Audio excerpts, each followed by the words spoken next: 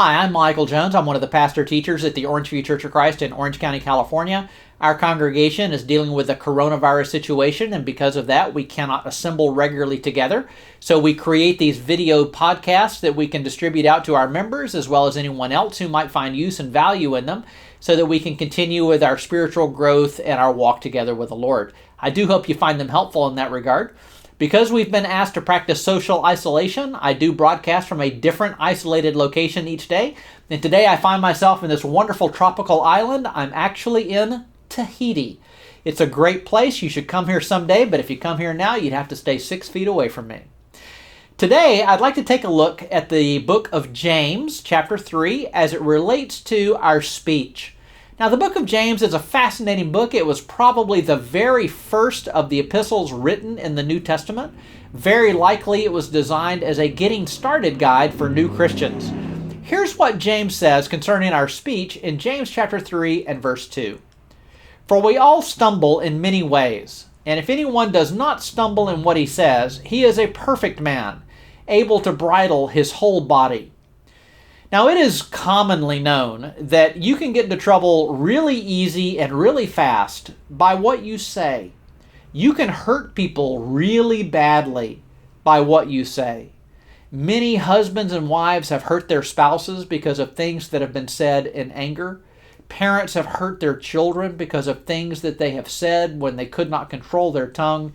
We must be extraordinarily aware of the pain and damage that we can cause really fast because of what it is that we say.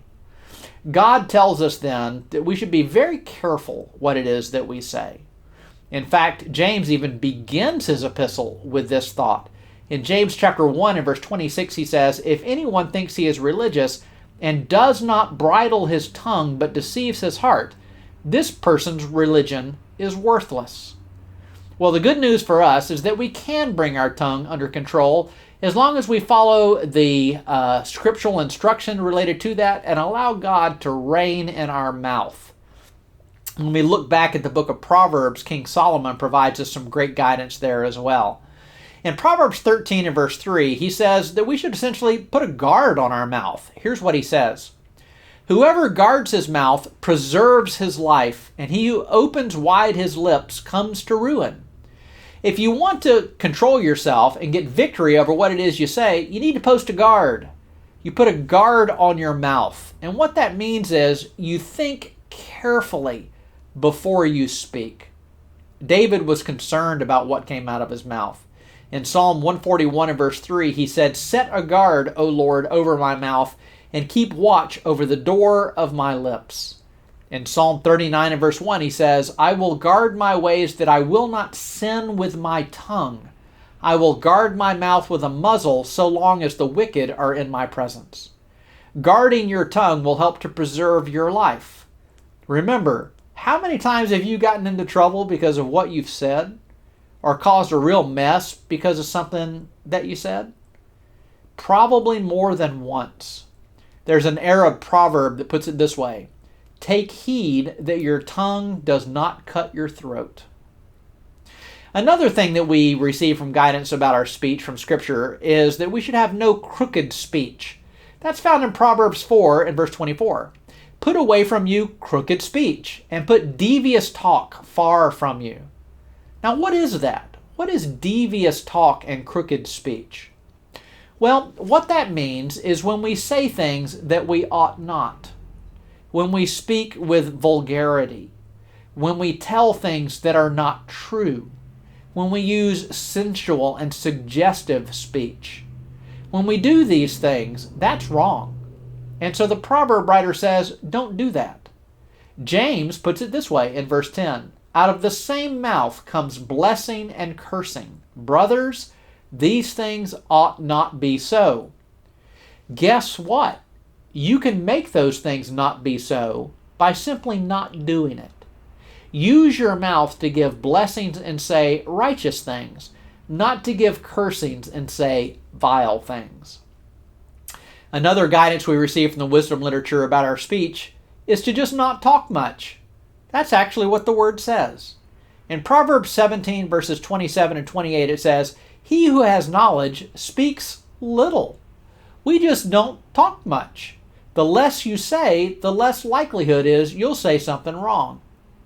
On October 14th, 1912, the life of a very outspoken candidate for president, Theodore Roosevelt, was saved because of many words. He had served one term as president of the United States and was up for re-election. He left his hotel in Milwaukee on that day, and he stuffed a very thick, wordy campaign speech in his breast pocket. Well, later, he was actually assaulted by a gun-toting person who had hoped to assassinate him. He shot him, but the bullet cracked one of his ribs, but it didn't actually penetrate his skin. You know why? It hit the book where he had written that speech. Because he had many words in his speech, it actually saved his life. But let me tell you, that's the exception and not the rule. Usually, you get yourself into trouble by saying more, not less. If you want to keep control over what you say, just use words sparingly. That's Proverbs 29:11 too. A fool vents all of his feelings, but a wise man holds them back. And then lastly, I'll suggest to you that if you want to control your speech, you should make sure you have a humble spirit. In Proverbs 27 verse 2, it says, "Let another man praise you, not your own mouth, a stranger, not your own lips." I love this story about a heavily booked flight that was leaving out of Denver, Colorado, that had been canceled. And the airline only had one agent that was trying to rebook everybody with a long line full of very unhappy passengers. One angry passenger pushed his way to the front of the line, slapped his ticket on the counter, and in a loud tone said, "I have to be on this flight, and it has to be first class." The ticket agent said, "I'm terribly sorry, sir. I'll have to take care of these other folks first.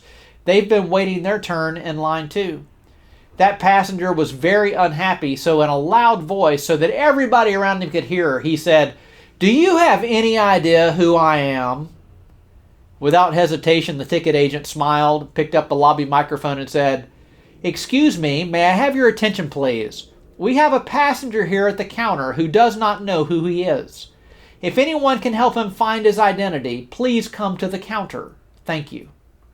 Well, the man, being duly chastened, stepped aside, while everyone else actually laughed and applauded at the ticket agent for what she had done. He had suffered the sting of a boastful, arrogant attitude when he yelled, "Do you know who I am?" If you maintain control over your tongue, you won't do that. If you maintain a humble spirit, that will never happen to you. Boasting can get you into real trouble, just like that man at the airport realized. Well, I hope our time in the scripture has been helpful and useful to you today. Chances are pretty good you will be talking as you go about your day today and walking with the Lord. Just make sure that you follow the guidance of the wisdom literature here, recognizing that your tongue can get you into trouble really fast. Use it instead to glorify God, and everything should turn out just fine.